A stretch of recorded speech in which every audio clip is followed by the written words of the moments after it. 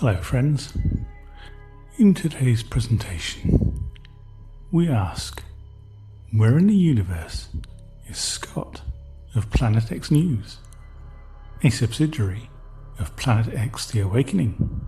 In his latest breathtaking expose, he seemed to be pulling brown dwarfs out of the firmament like a magician pulls rabbits out of a hat.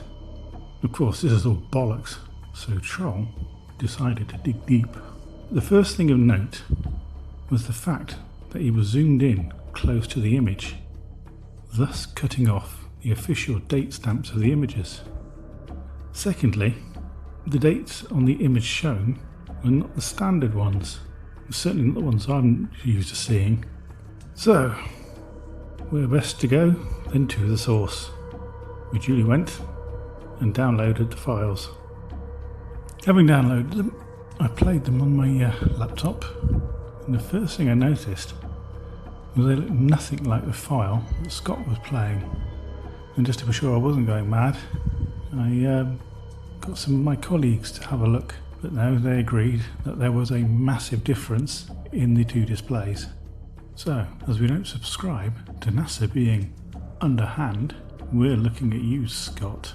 Dates cut off, non-standard timestamps, all very suspicious. And the only way to check was to have a look at the current orbits of the planets and where they are in relation to Secchi with the images we had. This was duly done. We also downloaded the core 1 and 2 images to cross-reference with Venus for the same time and dates, and we were able to corroborate that what we had are the current images for what is going on in the heavens, with Earth and Venus being in the right place. So, it appears to be that Scott is pulling something of a fast one. Time and date's wrong, not the images for the current time, and his narrative was more of an instruction that you should be seeing brown dwarfs where he's telling you to see them. And in fact all it is just shadows. If you will, it's pareidolia, where the human brain tends to see shapes, where there are none as it tries to see things. It's a bit of a throwback to where our lives depended on seeing order out of chaos. Moving on.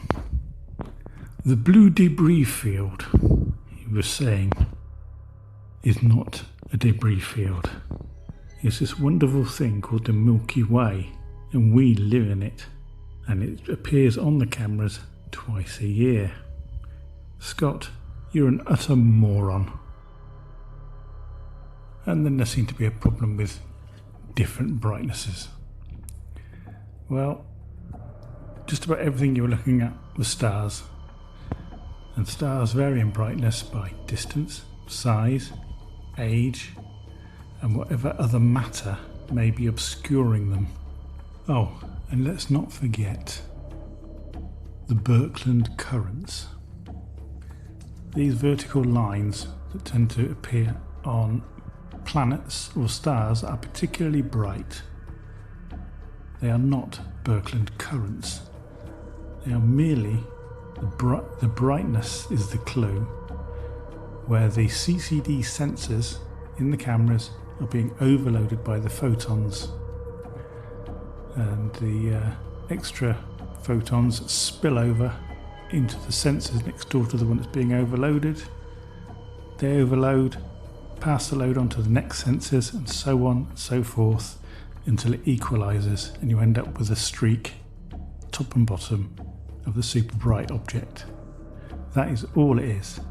As the Secchi satellites weren't designed to look for Birkeland currents, they're hardly going to see a fantasy Birkeland current, are they? Moron. Anyway, we can't wait to hear what your fake physicist has to make of all this. But Scott, you've got some explaining to do. Incorrect footage for the dates given. You're pulling a fast one again. So we're waiting, and we will try and keep a straight face for the explanation. Cheers.